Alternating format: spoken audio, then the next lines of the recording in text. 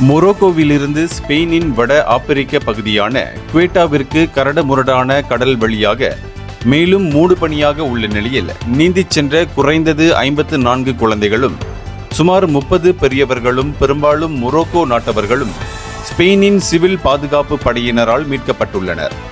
மீட்கப்பட்ட குழந்தைகள் தற்காலிக மையங்களுக்கு அழைத்துச் செல்லப்பட்டுள்ள நிலையில் உள்ளூர் அதிகாரிகள் தேசிய அரசாங்கத்தின் ஆதரவை வலியுறுத்தியுள்ளனர். ஐரோப்பிய ஒன்றியத்திற்கும் ஆப்பிரிக்காவிற்கும் இடையிலான ஒரே நில எல்லைகளாக இருக்கும் ஸ்பெயினின் குவேட்டா, மெல்லிலா ஆகிய பகுதிகளால் எதிர்கொள்ளப்படும் தொடர்ச்சியான இடப்பெயர்வு சவால்களை இந்த சம்பவம் எடுத்துக்காட்டுகிறது. மேலும் இந்த பகுதிகள் வழியாக ஐரோப்பாவிற்குள் நுழைய புலம்பெயர்ந்தோர் அடிக்கடி முயற்சி செய்கின்றனர். மொரோக்கோ பெரியவர்கள் பொதுவாக உடனடியாக திருப்பி அனுப்பப்படும் நிலையில் சிறார்களுக்கும் புகலிடம் கோருபவர்களுக்கும் தற்காலிக தங்குமிடம் வழங்கப்படுகிறது.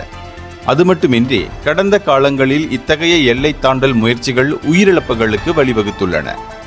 2022ஆம் ஆண்டில் மெலிலாவில் ஏற்பட்ட ஒரு கூட்ட நெரிசலில் குறைந்தது 23 பேர் உயிரிழந்தது குறிப்பிடத்தக்கது.